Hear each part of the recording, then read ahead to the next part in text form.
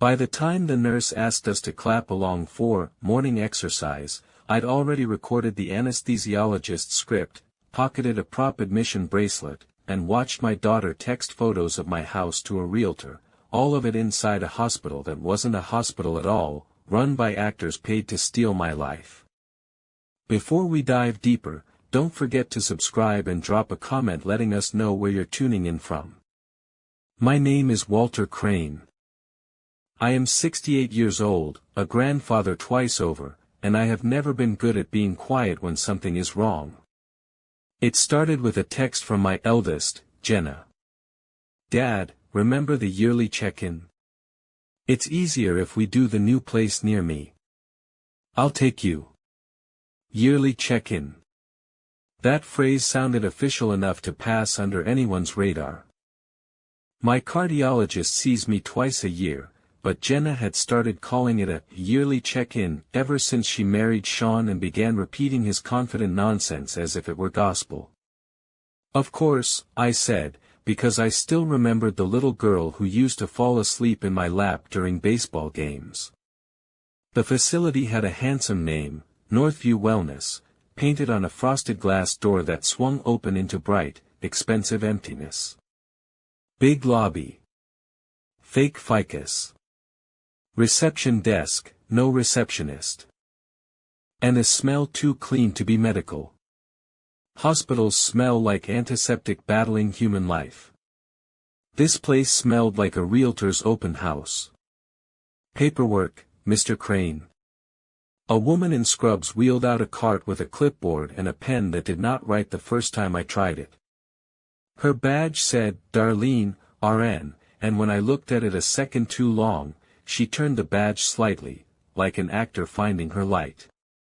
Dad, just sign, Jenna urged, eyes skating over me, phone already buzzing in her hand. It's consent to treat. Insurance stuff. I flipped without reading and felt all three of them, Jenna, her brother Dylan, and Sean, stiffen in unison. The way coyotes pause when a porch light flicks on. Let me read, I murmured, because old age earns a man a little time, and because I built a life with patient attention, hand-planed dovetails in my garage, numbers squared and re-squared on my job site. When you spend your life measuring twice, you get good at watching hands. Darlene set the pen on the board like she was still blocking the scene. We'll get you settled first. Where's the admitting physician? I asked. He'll be by soon, Darlene replied in a tone that meant never. Sean leaned in. The scent of a sports cologne he was too old for wrapped around his words. Walt, man, relax. This is a quick observation. We already talked to the doctor on your behalf. He said your age, your event last year, standard protocol. My cardiologist isn't a he, I said.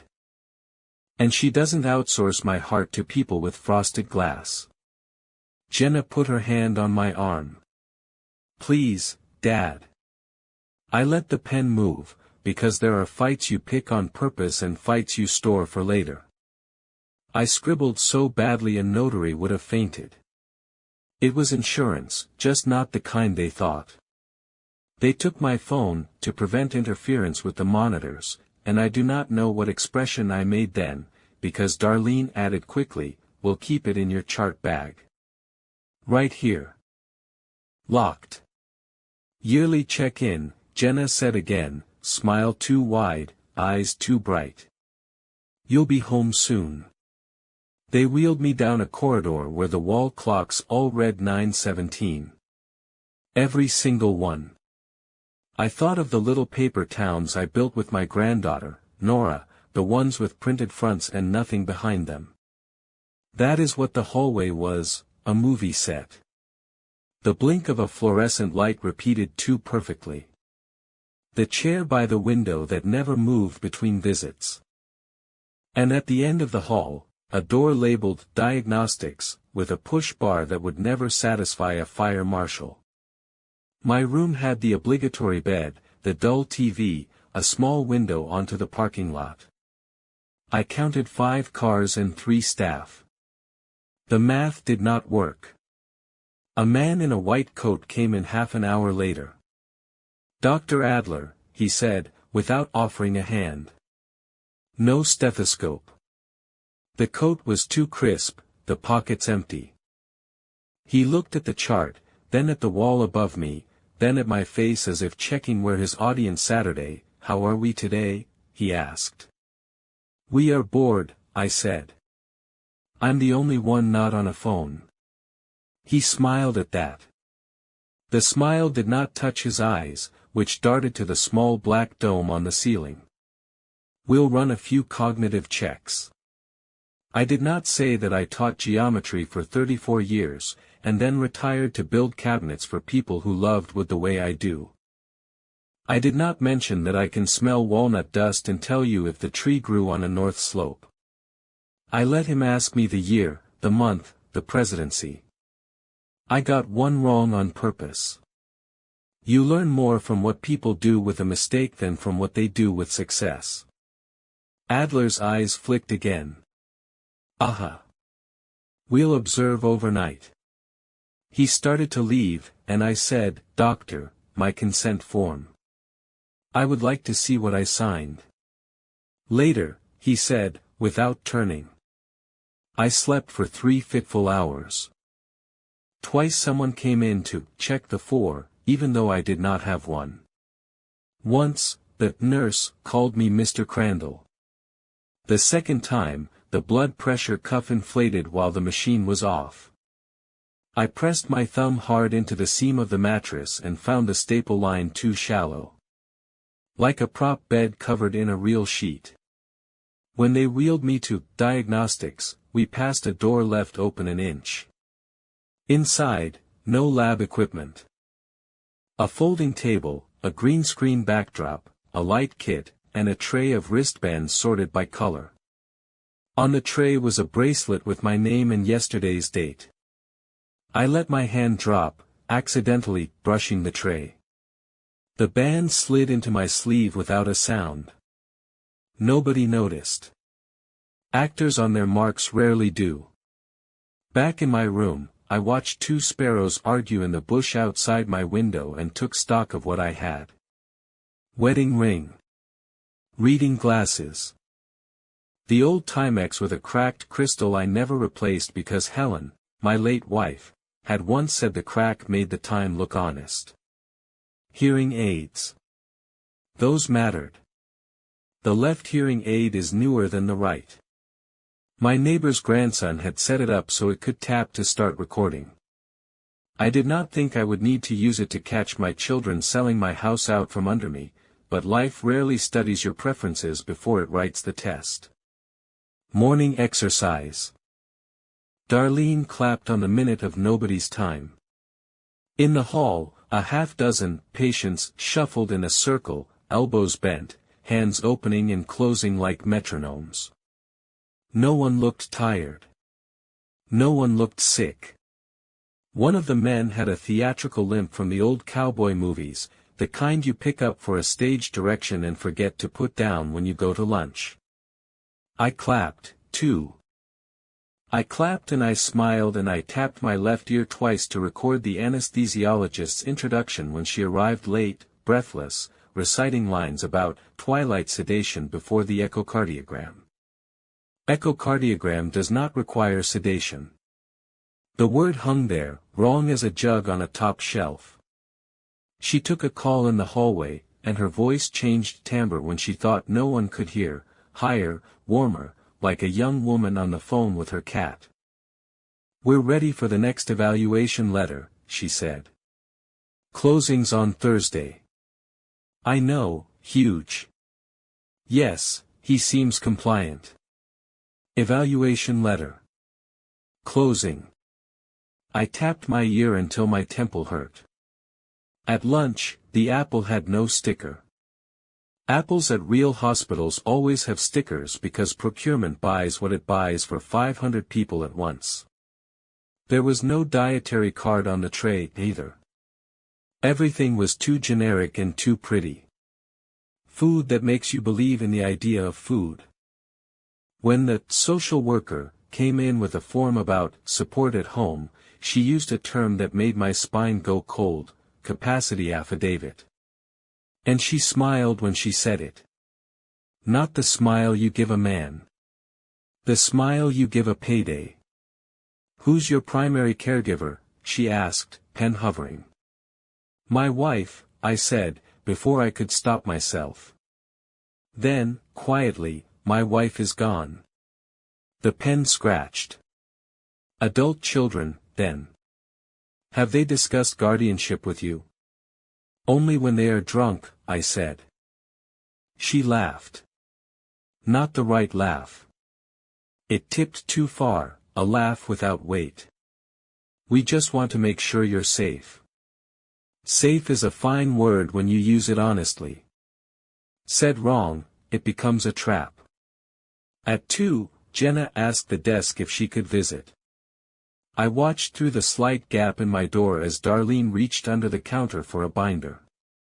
She flipped to a page and nodded.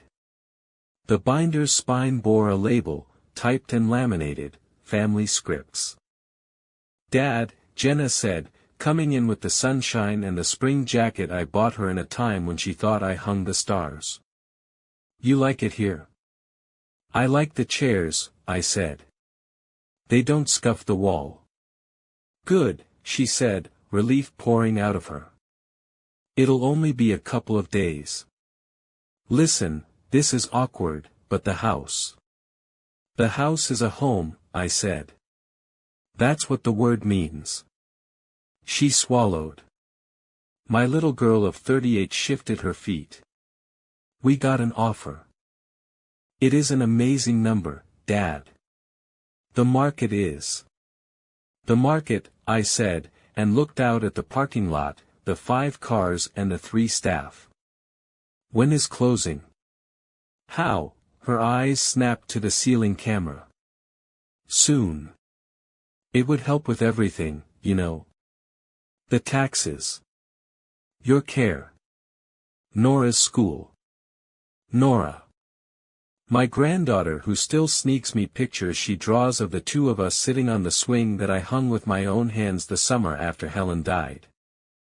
Nora, who sits on my porch stairs and asks me the kind of questions no one asks old men if they forget they were once young.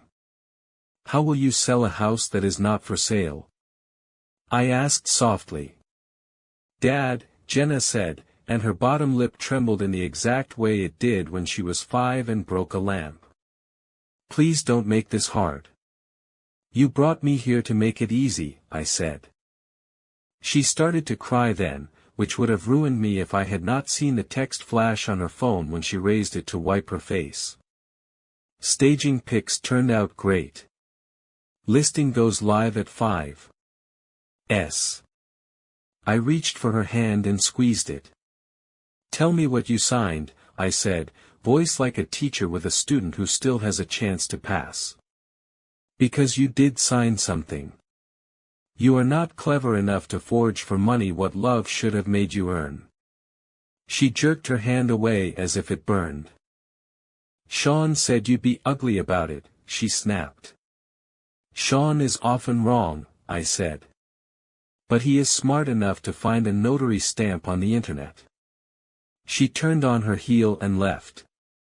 At the door, she met Dylan, who had the decency to look ashamed for half a second. Then his wife called and he smiled at the phone, all teeth. I lay there for an hour and let the weight of what they were doing press my rib cage into the mattress springs. Then I swung my legs over the bed, put on my shoes, and walked down the corridor the way a man walks when everyone thinks he has nowhere to be. The supply closet was empty except for 2 things that did not belong in hospitals, a tub of stage blood in a shade too cheerful, and a makeup kit with a foam nose tucked under the palette. I took the makeup kit's mirror and held it close. A small camera lens stared back at me from the smoke detector above the door. The hair on my neck rose. They were filming themselves. Back at my room, a new nurse was at my bedside, fiddling with a blood pressure cuff she had attached upside down. Just checking vitals, she chirped. What theater did you study at? I asked, and she blinked. Excuse me. Your diction's good, I said. And you're marking your movements, not living them. That's second-year stuff. I don't know what you mean, she said, a fraction too fast. I opened my palm and showed her the bracelet from the tray. You changed my date to make me longer than Medicare allows, I said. Your doctor will write a letter about my capacity. You will use it to give my children cover to sell my house while I am observed. And you are not very good at blood pressure cuffs. Her jaw worked. Then, to my surprise, her eyes filled. I needed the work, she whispered. It's supposed to be easy money. He said it was a gray area. I asked. Before she could answer, Darlene appeared in the doorway with a smile so brittle I could hear it crack. Everything all right, Mr. Crane? Everything is wonderful, I said. I am thinking about old friends. As soon as she left, I tapped the left hearing aid again, drew a breath, and said into the quiet, if you can hear me, Mickey, it is Walt. If you cannot, then I am a fool talking to my ear in a fake hospital. Either way, I am in trouble. I did not think the hearing aid would call anyone. I am not a magician, I am an old shop teacher with a decent memory. But Mickey Lane, my best friend from high school, was the reason my hearing aids came with bells and whistles. He ran a little electronics store for 30 years and collected friends like other men collect ties. When his boy, Ian, became a private investigator, Mickey decided that anything you wear in your ear ought to be able to call for help. 30 seconds after my whisper, my bed buzzed. Not the phone.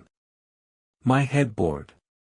T2 words appeared in a bed service LED strip, the maintenance display every rental bed hides under the headboard. Mickey had Ian ping it through the building's Wi-Fi. Hello, Walt. I grinned like a boy. Hello, Mickey, I said aloud, careful to smile at the ceiling camera like a content patient. Type, the LED swinked. There was a button hidden on the underside of the hospital bed rail, the kind you hold when you cannot talk. I pressed and waited. The letters jumped as if they were excited, too. Where? The bed asked. I pressed the cart's wheel against the underside of the bed and used the spokes like a rotary dial. It took too long, but time is elastic when you are in a place without clocks that matter. NRTHVW, I scrolled, one letter at a time. SACLFFRD, Mickey would know the road. We grew up in a town where you measure distance by coffee time and landmark trees. The bed paused, then, son. The screen never does justice to the way the heart lurches in an old man's chest when he reads a word that means help will be clever instead of loud. I waited. I drank the terrible water. I chewed the apple that tasted like nothing. I answered the cognitive questions all afternoon as if I were already gone from my own skull. I could play a part, too. At 6:12, Darlene returned with a form. Just some routine paperwork, she chirped. Capacity affidavit? I asked. She blinked. Look at you, she said, too brightly, remembering the big words. I taught the big words to children who became better adults than you, I said, and the steal surprised even me. Careful, Mr. Crane, she said sweetly, or we can make this take longer. Not today, I said. The fire alarm went off at 6:13. It was not the sound a real system makes. It was a speaker playing a recording. But the flashing lights did their job, and 3 people in the hallway did a passable impression of panic. Doors closed. The push bar on diagnostics finally had its day.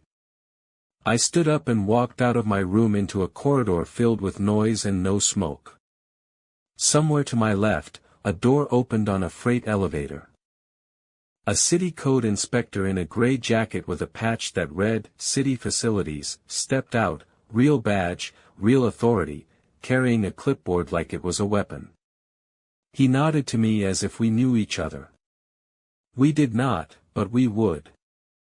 Behind him came two more men in the same gray, one with a crowbar, one with a tablet. They moved like they had permission from the alphabet, and everyone with a badge started to talk at them at once. No permit on file for any medical use, the man with the clipboard said calmly, and his voice was a balm to the part of me that craves rules followed. And look at that, no sprinklers in diagnostics. That's a problem. Who are you? Darlene demanded, voice higher now. People who count heads, said the man with the tablet. Keep your patients in rooms. We will do a sweep. Mr. Crane, clipboard said, as if reading my name off a secret roster. You doing okay? Been better, I said. Your ride will be here in 2 minutes, he said. Then, lower, lane investigations. Your friend says hello. They moved down the hall, opening doors with the casual certainty of people with a warrant tucked warm in a back pocket. Adler came out of his office with his coat off and his face pale, which made him look suddenly very young. He began to talk about misunderstandings in the liquid way of men who think their words can turn oil into water. It did not work. The city facilities team split. One went to the breaker box. One to the back rooms. One to the front desk, where he lifted the binder labeled Family Scripts and shook his head. A side door opened on a rush of the best air I had smelled all day. It smelled like spring and dust and something sharp, truth. Mr. Crane, said a voice I had not heard since we were 18 and too sure of everything. You old mule. Mickey's hair had gone white. His smile had not. He hugged me the way you hug a man you survived algebra with. Over his shoulder, a younger man, late 20s, steady eyes, watched the hall the way you watch a river right before runoff. Ian, Mickey said, shake hands with the reason I believe in old men. Ian Lane's grip was firm and quick, then he was all business. We have 3 priorities, he said. Get you out, freeze the sale, preserve evidence. What are we freezing? I asked. Everything with your address, he said. Your kids listed the house as vacant, motivated seller. They posted the listing at 5. It's already got 7 offers above asking. There's a forged general power of attorney, notarized by a person who, surprise, does not exist. There's a letter from a Dr. Adler, capacity certified, who, surprise again, is not licensed anywhere within 1,000 miles. We have the letter? I asked. We do now, the man with the tablet called, carrying a stack of printouts and a thumb drive he waved like a prize fish. And 15 hours of video from those cameras. Police? I asked. En route, Ian said. But civil freezes move faster. He handed me a piece of paper with 2 sentences I had written a lifetime ago under his father's advice when Helen and I had updated our estate, a revocation of previously granted powers, and a statement that no power of attorney existed without a specific time-stamped attachment. He had drafted it the minute Mickey called. Jenna and Sean could wave paper in anyone's face, it would curl in the heat of recorded truth. We also filed a notice of fraud on your parcel number, Ian said. Lease pendens. Title company cannot close with that cloud. Cloud, I repeated, tasting the word like good coffee. Room's clear, the man with the crowbar announced. He set the bar down like a fisherman setting a net. Diagnostics is a photo booth. Breaker box is non-compliant. Sprinklers. Ha. Actors. At least 6. Badges. All fake. This is going to be fun. Darlene tried to leave through the side door. The man with the clipboard blocked her gently with his body. You want to tell us where you got your RN license? He asked. Her shoulders drooped. It was supposed to be a gig, she said. 2 days here, 2 days gone. He said no one would get hurt. The families wanted the outcome. Families, I said, and something in me went very still. My family, I added, just in case she thought this was a bloodless enterprise. Mickey patted my shoulder the way he did when my first girlfriend dumped me and I told him I would never love again. Breathe, Crane, he said. Then hold your breath for the good part. We went out into the sunlight. I blinked hard. In the parking lot, a dark sedan idled at the curb. In the back seat sat a little girl drawing a swing. Nora looked up, saw me, and launched at the door. Grandpa, she shouted. Dad said you were at the doctor but he was wrong. At the doctor but he was wrong. Dylan had brought her because Jenna had not wanted to make an appearance.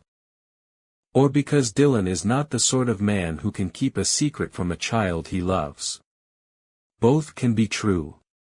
He stepped out from behind the open door, hands spread, expression pure surrender. I did not know that this was. I took Nora in my arms and breathed her hair. Crayons and shampoo and the hot sugar smell of a child who plays hard. Dylan's eyes filled. That was when I knew I still had a son. Daddy said Mom was helping you, Nora whispered into my shirt. But this place smells like school on the summer when they wax the floors. So it does, I said. Come see the people who are going to make it right. Back inside, uniforms began to appear. The real kind. Patches sewn crooked because humans do the work. They moved through the fake hospital with the gentle efficiency of a cleanup crew after a storm, gathering the debris no one wants to admit were once lives. They read names off IDs that had never been printed by any authority, asked questions that unspooled a network of companies with names like Northview Management LLC and Family Care Solutions. The anesthesiologist cried when they told her she was under arrest. Adler tried to run and tripped over a cable, which is metaphor enough for any man. Jenna did not come. Sean did. He stood in the lobby with his jaw clenched and his hands in his pockets, watching the men carry the green screen out. He looked, for the first time since I had known him, like someone who had discovered the edge of his own map. You cannot do this, he said to Ian. We already did, Ian said, holding up a stamped county receipt. You'll get served in the morning. Elder abuse? Sean scoffed. He is not even that old. Fraud, Ian said. Conspiracy. Forgery. Unlicensed medical practice. False imprisonment. Pick 1. Pick 10. Sean's eyes slid to me. We were doing this for the family, he said. Then it will comfort you to know, I said, that I am going to fix the family. That night, I sat at my kitchen table under the light Helen had picked out for all the dinners she would never get to cook, and we drew a battle plan in straight lines. Mickey and Ian spread paperwork like a deck of cards. Here, Ian said, sliding a copy of the forged POA toward me. The signatures were almost mine. Almost. A flourish on the R I would never write. The notary's seal is a scan downloaded from a Pinterest board. We'll tie that to the printer in Adler's office. The camera footage shows Darlene handing Jenna a script labeled, Capacity Conversation. We've got audio of Sean talking commission with a man who calls himself Operations. And we have a 5-minute video of the anesthesiologist rehearsing a decline in mental state monologue in the green room. Green room, I said, and rubbed my eyes. We'll send cease and desist letters to the listing broker and the title company tonight, Ian said.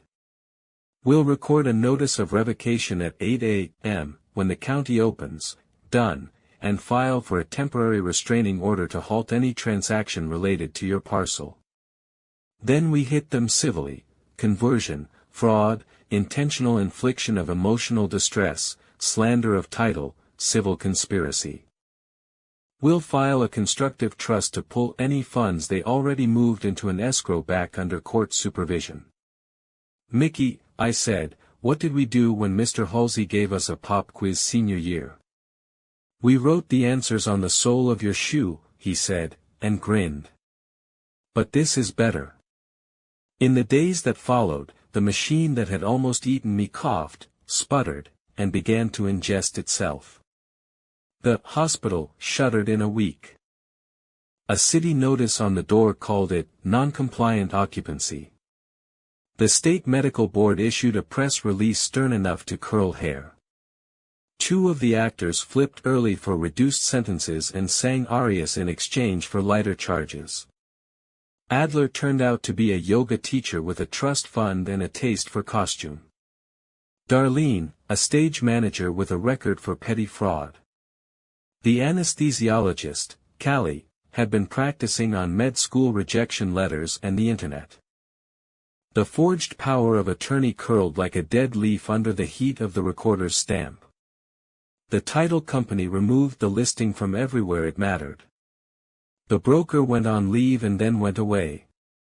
The listing photos, which had broken my heart when I first saw them, my living room scrubbed of life, my walls beige with the ghosts of frames, became exhibits for a judge who frowned so hard his glasses fogged. Then came the family part. Never straightforward. Always blood and water and the mud they make when you forget yourself. Jenna did not answer my first 3 calls. The 4th time, she picked up and said, "Is this where you tell me I am a terrible daughter?" "This is where I tell you," I said, "that you will come to my house at 10 o'clock tomorrow without Sean. If you bring him, the conversation will occur on my porch in front of my neighbor's dogs." She breathed out a laugh that was almost a sob. "You think you can still tell me what to do?" "Yes," I said. "For once, I think I must." She came at 9:58, jaw set, eyes bruised from a night of fighting or crying or both. Dylan was already at my table. He had brought coffee and a pen. He held himself like a man at a baptism, which is exactly what it was. The old life drowned, the new one raw and wet and screaming. "You too," I said, "are out of my will." Jenna made a sound like paper tearing. Dylan's head dropped. "Dad," he began, "You too," I said, "will also not go to jail if you do exactly what I tell you." Dylan nodded, relief and shame chasing each other over his face. Jenna crossed her arms. "I did not forge anything," she said. "You hired the men who did," I said. "You toured the fake hospital. You paid for the first month's rent with my money. You texted the realtor photos of my house while I sat in a bed under a camera. You chose this." Her chin trembled. Sean said. "Your husband is not a reason," I said. "He is an explanation." She looked at Dylan, then at Nora, who sat on the porch swing with her crayons, oblivious to the exact words but not to the weather of our voices. "What do you want me to do?" Jenna asked. "Everything," I said. "Start by writing a statement. Every name. Every meeting. Every text. We will turn it over to the district attorney at 2. You will be the first to volunteer for restitution. You will return the money you borrowed from me and called a gift. Over time, because I am not a monster. You will lose things. That is a tax you pay to become a person again. And your house, she whispered. My house, I said, and looked at the swing, at the dent on the step where Helen's heel had caught the night we came home from the hospital with Jenna herself. Stays right where it is. Dad, Dylan said quietly, what about Nora? She loves you. We all do, his voice broke. I am sorry. I know, I said. And I did. It is possible to love and to fail the same person in the same season. If it were not, the world would be empty. At 2 o'clock, we sat in a lawyer's office that smelled like coffee and toner. Ian spread the statements like a fan. Jenna spoke so softly the court reporter asked her to repeat herself 3 times. Dylan spoke twice and then cried into his hands, shoulders shaking, the way he had when he was 9 and broke the neighbor's window and thought he would go to jail forever. It is a strange mercy when a son's crying is familiar. The district attorney asked good questions. Ian answered the ones Jenna could not. The file grew a spine. The DA's eyes narrowed at the photos of Northview's green room and widened at the script binder. Family scripts, she read aloud, voice full of a professional's disgust. They charged Adler and Callie and Darlene and operations, whose real name turned out to be a bland syllable I have already let slip from my head. The property firm that had flirted with these people like a high school senior with a midlife crisis paid a civil settlement to a fund for elder abuse prevention. The title company issued a letter so abject it made me worry for their copywriter's self-respect. And the realtor lost her license, which was a kindness to the people she would have hurt next. Sean hired a lawyer who told him to be quiet. It was the first smart thing Sean had done since he learned to tie his shoes. My revenge was not loud. I am not a man of spectacle. My revenge was paper and stamps and signatures and cold patience. It was also love, because I cannot help myself. I took my house off the market that had never truly had it. I put it into a trust with my name and Nora's. The trust's bylaws were a thing of beauty. If either of my children attempted to interfere with my competence or housing again, they would trigger a clause that donated the house to the library that bears Helen's name on the wing where the chairs are always soft and the light always kind. I updated my will so that things went where love had earned them. I named Dylan trustee of Nora's college fund with a professional fiduciary co-trustee so that no crisis of love could become a crisis of math.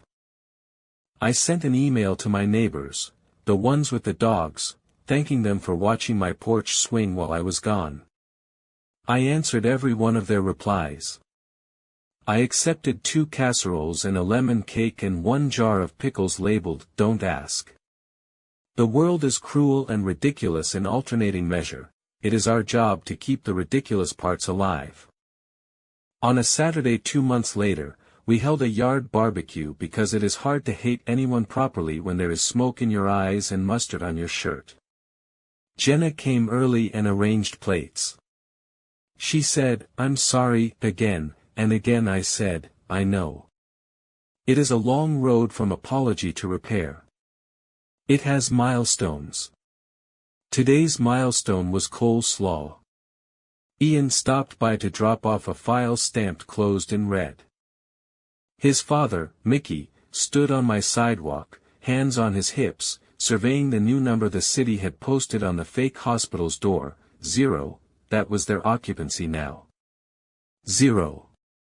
My favorite number for places that make a home out of lies. After people left and the light went soft, Nora tugged my sleeve. "Grandpa," she said, eyes serious. "Are you going to die?" "Yes," I said. She blinked, then nodded, relieved that I could speak true. "But not so that anyone else can sell my house," I added, and she smiled the way a child smiles when the rules of the universe are suddenly clear again. "And because some endings must be seen to be believed, I will tell you this, the judge scheduled the final hearing for the same time the closing should have happened. The courtroom was cool and smelled like old paper and older wood. The fake nurse sat in the back, hair clean, eyes clear. She testified for the state and then walked out to start her probation. Adler wore a suit that did not fit and looked like a boy who had stolen his father's lawnmower and hit the mailbox. Callie cried. The broker stared at her lap like she was reading the last book on a shelf. When it was my turn, the judge asked if I had anything to say. Yes, I said, and I felt Helen lean in from the place where all the love we have poured into the world gathers when we are done adding to it. I have lived in the same house for 42 years. My wife died in that house. I have built every drawer to fit every spoon, and if someone I raised thinks they can take it because they learned to spell better than they learned to love, then this court ought to teach them their letters again. The judge smiled, just a corner. Mr. Crane, he said, the law cannot teach love. No, I said. But it can stop a sale. He granted the restraining order permanent. He ordered restitution. He placed the actors where they could not act for a long time. He told Jenna and Dylan that adult children are not guardians by birthright. He told Sean that if he ever advised anyone again to stage a crime with velvet gloves, the gloves would not keep his hands warm where he would be going. Outside, on the courthouse steps, Mickey clapped me on the shoulder. You old mule, he said again. You did not just keep your house.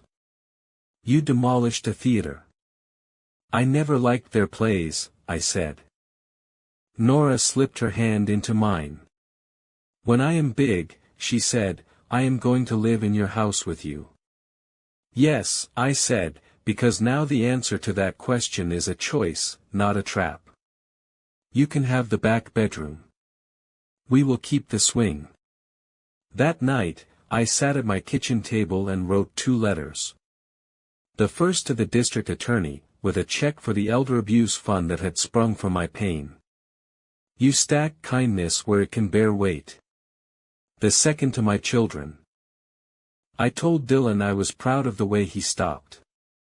Sometimes the strongest thing you can do is quit the wrong thing quickly.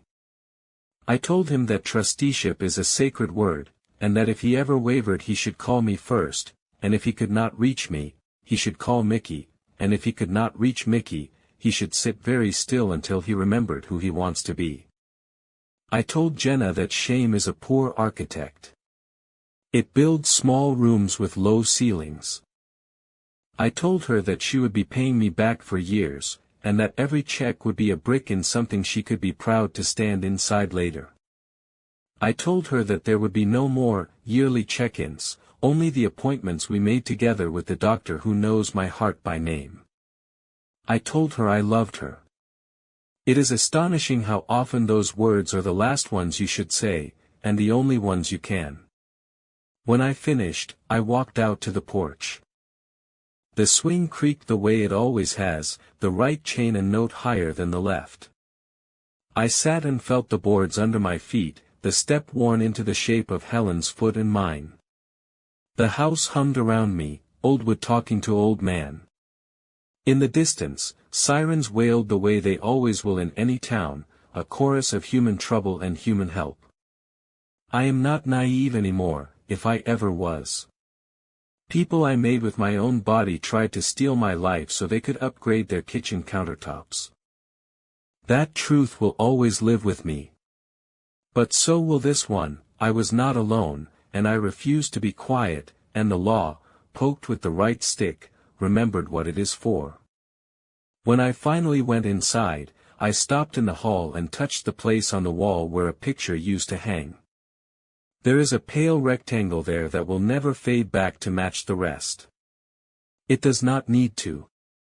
Not every mark has to disappear. Some should stay, so we remember what we nearly lost. As I turned off the porch light, Nora's drawing of the swing fluttered on the refrigerator. She had written in blocky letters, Grandpa plus me. Under it, she had drawn the house, slightly crooked, big enough to hold us both. In the upper window, she had drawn a little square.